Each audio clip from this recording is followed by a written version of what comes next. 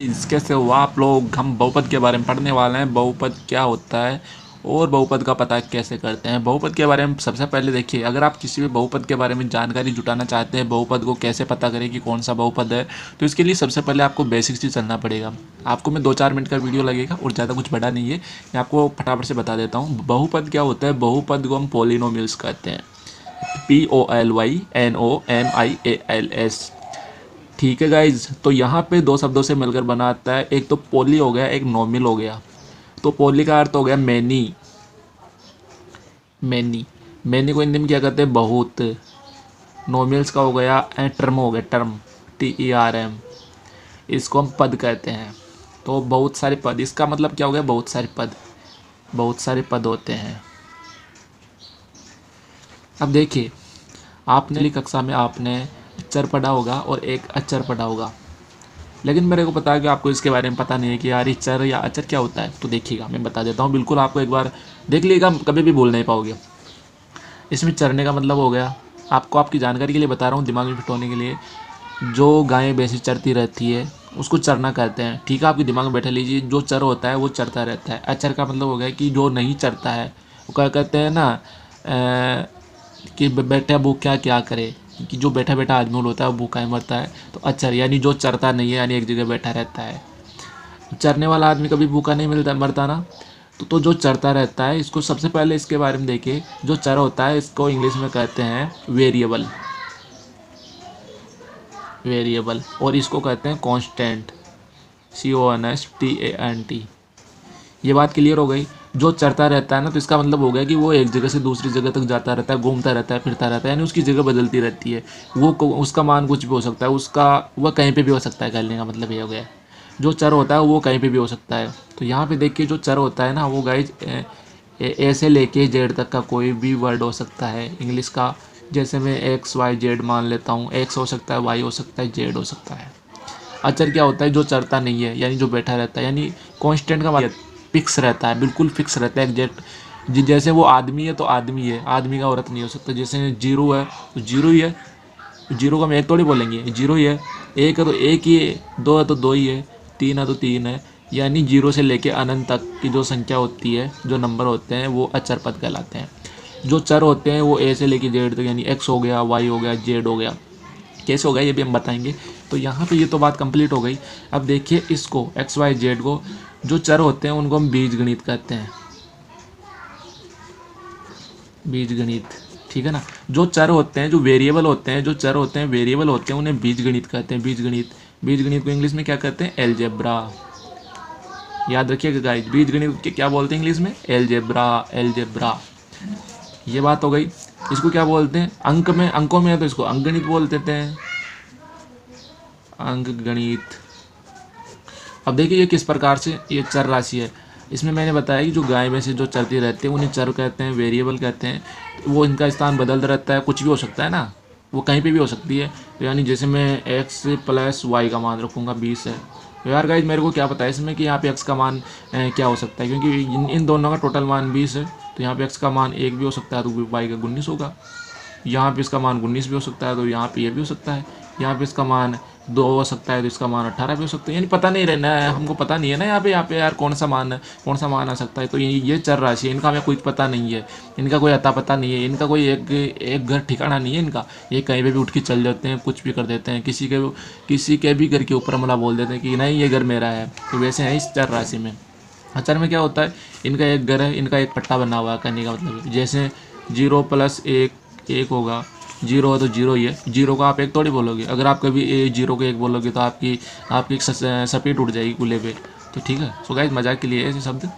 यहाँ पे 1+2, यहाँ पे ये 3 है तो 3 ही है, आप एक की जगह दो थोड़ी रख दोगे, दो की जगह एक थोड़ी रख दोगे, यही रहेगा ना मान। तो इसलिए ये कांस्टेंट नियत है। इसको इनको अचर पद कहते हैं। जो गणित के होते हैं उनको अचर पद कहते हैं, जो गणित के होते हैं अचर पद कहते हैं, जो इंग्लिश के होते हैं उसको चर पद कहते हैं। ये तो आपको कंप्लीट हो गया ना। अब देखिए, जो बहुपद होता है ना, उसको बहुपद को हम PX से लिखते हैं। PX का निर्देशांक के मान के चलते हैं इसको बहुपद ना लिख के PX लिख देते हैं, जिससे लोगों को समझ में आ जाता है कि बहुपद है। इसका P का अर्थ हो गया पोलिनोमियल्स, ठीक है। एक्स एक चर राशि है, एक वेरिएबल है। एक्स एक चर है ना, यानी जो इंग्लिश का है तो वो तो चर होगा, वेरिएबल होगा, एलजेब्रा होगा। ठीक है गाइस। अब देखिए बहुपद का पता कैसे करेंगे। वे व्यंजक जिनकी घात वे बीजीय व्यंजक जिनकी घात एक पूर्ण संख्या होती है। वे बीजीय व्यंजक जिनकी घात एक पूर्ण संख्या होती है। जैसे बीजीय व्यंजक जिनकी घात पूर्ण संख्या होती है। अब पूर्ण संख्या क्या होती है, तो पूर्ण संख्या मैं बता देता हूँ। पूर्ण संख्या क्या होती है, पूर्ण संख्या होती है 0 से लेके अनंत तक हो सकती है। ध्यान रखिएगा, पूर्ण संख्या क्या होती है, मतलब पूर्ण संख्या जो प्लस की धनात्मक संख्या होती है 0 से लेके। आप माइनस को मत गिनने बैठ जाना कि माइनस में हो जाएगा। 0 हो गया, 1 हो गया, 2 हो गया, 3 हो गया, 4 हो गया, 5 हो गया, अनंत तक कोई भी संख्या होती है। वे बीजीय व्यंजक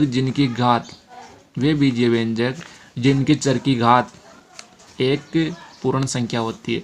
जो चर होता है उनकी घात होती है एक पूर्ण संख्या होती है। अब देखिए कैसे होती है।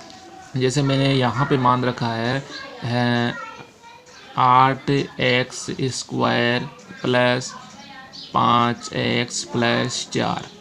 अब देखिए यहाँ पे वे बीजीय व्यंजक, ये एक बीजीय व्यंजक है। ठीक है, बीजीय व्यंजक के बारे में मैं आपको बता दूंगा बाद में, लेकिन समझिए पहले बीजीय व्यंजक है। यहाँ पे जो चर राशि है, तो यहाँ पे ये चर राशि क्या हो गई, एक्स वाई जेड ही होती है ना गाइस, ए से लेके जेड तक। जो इंग्लिश का अर्थ इंग्लिश की जो ABCD होती है। एक्स इनकी घात क्या है, एक पूर्ण संख्या है, 0 से लेके अनंत तक है, तो 2 हो गया। तो यहाँ पे देखिए पूर्ण संख्या हो गई ना गाइस। अब इसकी अगली वाली की देखते हैं, तो यहाँ पे x है तो इसका मान हो गया 1 हो गया। यहाँ पे x के ऊपर कुछ भी नहीं लिखा होता ना, तो इसका मान हो गया 1 हो गया यहाँ पे ऊपर। अब यहाँ पे देखिए यहाँ भी 4 है, तो गाइज इसका मतलब यहाँ पे x क्यों नहीं आया, x इसलिए नहीं आया गाइज, इसका मान है कि x का मान यहाँ पे 0 है। तो x का मान 0 क्या होता है, यानी 1 होता है। तो 4 को 1 से मल्टीप्लाई करेंगे तो 4 आ गया ना गाइज। तो इस वजह से यहाँ पे ये x का मान 0 दिखाया नहीं जाता, क्योंकि इसका अर्थ कोई मतलब नहीं रहता। तो यानी इसका मान देखिए 2 हो गया, 1 हो गया, 0 हो गया, यानी एक पूर्ण संख्या है ना। इसका जो घात है, जो चर राशि है, उनकी घात एक पूर्ण संख्या है। तो इसका मतलब ये हो गया बहुपद। कंप्लीट हो गया। अब देखिए बहुपद के अंदर क्या क्या होता है।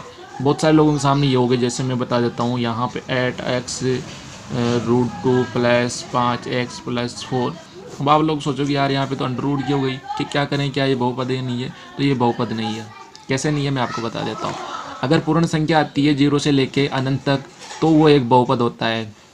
यहाँ का कोई दिक्कत नहीं है। यहाँ की जो संख्या होती है, जो गुणांक में जो संख्या होती है, जो चर राशि के गुणांक में जो संख्या होती है, गुणा में, वो कुछ भी हो, उनसे हमें कोई लेना देना नहीं है। यहाँ पे रूट की संख्या है, चाहे यहाँ पे बटे की संख्या है, चाहे कुछ भी आए, इनसे हमें कोई लेना देना नहीं है। हमें तो जो चर राशि होती है उसके साथ में जो घात होती है पूर्ण संख्या होनी चाहिए, ये पूर्ण संख्या होनी चाहिए। आपके साथ में कभी ऐसा हो जाए कि यहाँ पे जो चर राशि के साथ में है, जो चर राशि के साथ में अगर कोई बटे की संख्या आ जाए, जैसे 1/2 आ जाए, 2/3 आ जाए, 4/5 आ जाए, तो ऐसे में आप लोग सोचो यार ये बहुपद है या नहीं है। तो इस सिचुएशन में भी यही भी नहीं है। आपके सामने कभी -1 आ जाए, -2 आ जाए ऊपर, जो चर राशि के साथ में यहाँ पे -2 आ जाए, तो ये भी नहीं है, यानी माइनस की संख्या भी नहीं हो सकती। तीसरी सिचुएशन हो गई, अगर रूट में कोई संख्या आ जाए, √2, √3, √4, कुछ भी आ जाए यहाँ पे, ऐसे रूट की संख्या यहाँ पे घात में, तो गाइज आपका कभी भी बहुपद नहीं होगा। तो ये 3 चीज़ों का आपको ध्यान रखना है।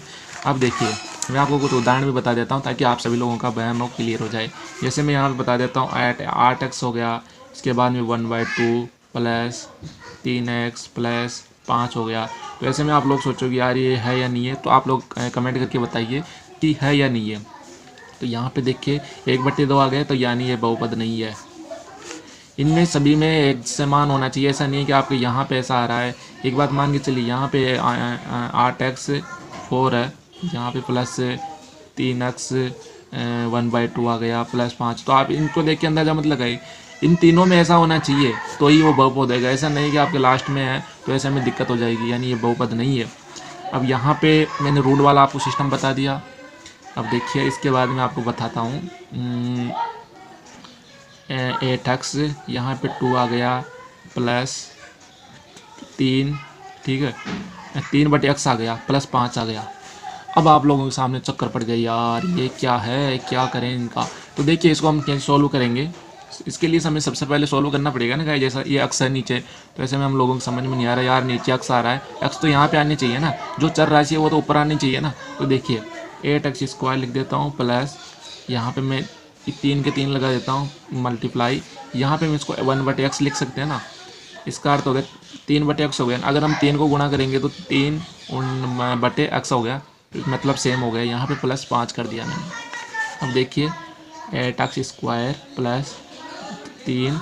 अब देखिए अगर नीचे से अक्स कोई भी संख्या नीचे से ऊपर आती है तो वो माइनस में कन्वर्ट हो जाती है, तो यानी उसकी जो घात है वो माइनस में हो जाती है। तो यहाँ पे देखिए मल्टीप्लाई अक्स की घात ऊपर आते ही माइनस की 1 हो गई प्लस 5। तो जो अचर राशि है नहीं, जो चर राशि है, जो वेरिएबल है तो वो हमारे यहाँ पे माइनस में आ गई। तो ये एक नहीं है बहुपद। ये आपके सामने क्लियर हो गया। तो गाइस इस प्रकार से बहुपद का पता लगाते हैं। अब देखिए एक नंबर की मैं संख्या बताता हूँ। अब हम देखेंगे 5, ये 5 बहुपद है या नहीं है। तो 5 बहुपद का अर्थ क्या हो गया गाइस कि 5 के आगे x नहीं है, तो इसका मतलब है कि x की घात यहाँ पे 0 है। तो यानी ये एक पूर्णांक, ये एक पूर्ण संख्या है ना, तो इसका मतलब होगा ये एक बहुपद है। इसके बाद मैं बताता हूँ 5x प्लस 8, ये बहुपद है या नहीं है। तो 5x का मतलब होगा यहाँ पे 1 हो गया, 8 की जगह 8 है, इसके साथ में x नहीं है, तो x की घात 0 है। तो यानी देखिए सबसे पहले इसके साथ में देखेंगे तो यहाँ पे 1 है, यानी पूर्ण संख्या है, तो ये हो गया। इसको भी चेक करेंगे 0 है, तो ये भी पूर्ण संख्या है, तो एक बहुपद है।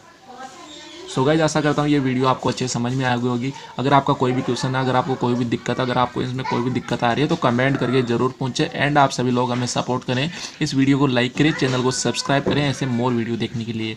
मैं बहुपद के ऊपर एक फुल सीरीज बताऊँगा, जहाँ पर आपको बताऊँगा। मेरे पास में थोड़ा बहुत बोर्ड की दिक्कत होने की वजह से शायद आपको थोड़ा बहुत समझने में दिक्कत हो सकता है। सो थैंक यू दोस्तों watching for this video. Thank you very much.